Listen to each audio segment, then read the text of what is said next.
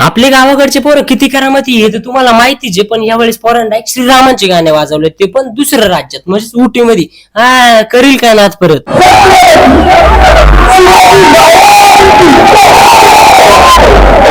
तर नमस्कार मित्रांनो, तुमचं स्वागत आहे आपल्या बीएस ऍग्री ट्रिपच्या डे 4 मध्ये. तर आज आमचा दौरा येऊन धडकलाय टी फॅक्टरीला. म्हणजे एवढ्या थंडीत जी गोष्ट आम्हाला गरम टी होत होती, तो आपला चहा आपल्यापर्यंत कसा येतो, म्हणजे जी फकी आपण घेतो ती नेमकी पानापासून बनती कशी, ती फॅक्टरी पाहायला आज आम्हाला आणलं होतं. आता ही फॅक्टरी तर काय लय मोठी नव्हती, पण इथून नॉलेज घेण्यासारखं लय काय होतं. म्हणजे आम्हाला डिटेल मध्ये सांगत होते की झाडाचे पालं तोडल्यापासून तर त्याची फकी म्हणजे चहा पावडर कशी बनवली जाते. सगळे पोरं ध्यान लावून ऐकत होतं, पण आम्ही होतो गावाकडचे पोरं जे की नॉलेज तर घेत आहे, पण त्याचबरोबर मजा मस्ती करून ट्रिपच्या मेमरीज पण घेते. आणि चहा पिताना एवढी गर्दी दिसली का समजून जायचं तिथला चहा फुकाडचा आहे, कारण आपण आहे गावाकडची पोरं.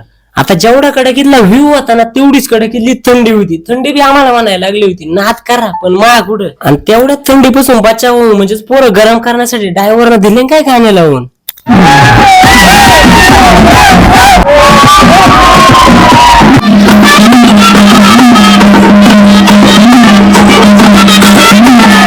आणि तुम्हाला तर माहितीच, गावाकडचे पोरं कुठे डीजे दिसल्यावर नाचणार नाही आणि मजा करणार नाही असं होणारच नाही. पोरं एकदम नाचून गरम झाले, म्हणलं चला आता जाऊ हॉटेलला. आणि जसं इकडे हॉटेलला आलो ना, तसं इंग्लिश मिडियमच्या पोरांनी बॉन फायर लावला. काय बॉन फायर, आता ती शेकोटीची यांना कोण सांगणार. त्याच्यामुळे गावाकडचे पोरांनी एकदम मागून पुढून शेकून गरम झाले, म्हणजे चला आता जाऊ झोपायला. तर आजचा व्हिडिओ कसा वाटला कमेंट करून नक्की सांगायचा, आणि अशाच चांगल्या व्हिडिओसाठी आपल्या चॅनल फॉलो करून टाकायचे.